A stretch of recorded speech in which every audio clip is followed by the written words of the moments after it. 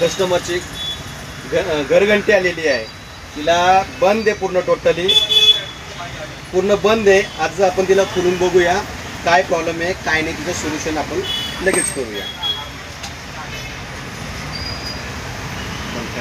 आपण ती वरती घेतलेली आहे टेबलवरती, आपल्याला व्यवस्थित आणि चांगल्या पद्धतीने आपण त्याला बघता येईल. आपल्याला आपण पहिल्यांदा तिला चेक करूया का त्या घरघंटीला होते तरी काय.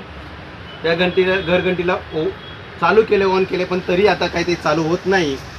आता आपण हे प्लगमधून बंद करू, पिन काढून घेऊ आणि तिच्या खोलायला सुरुवात करू.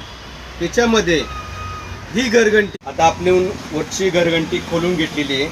आता आपल्याला पाठीमागची साईड आहे, पाठीमागच्या साईडने आपल्याला सगळं टोटली पॅनल बिनल आपल्याला माहिती होईल किंवा काय आहे त्याच्यामध्ये.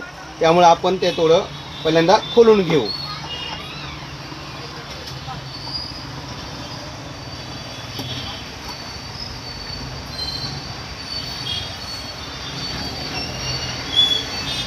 पहिल्यांदा MCB मध्ये पॉवर येतोय का नाही ते चेक करूया.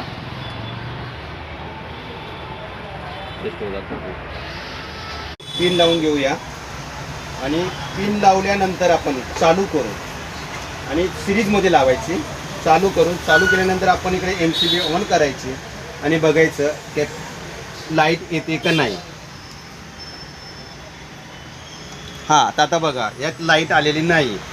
तर आपण पहिल्यांदा आपली केबल चेक करून घ्यायची. केबल चेक करून घेतल्यानंतर आपण नेक्स्ट आपलं चालू करू.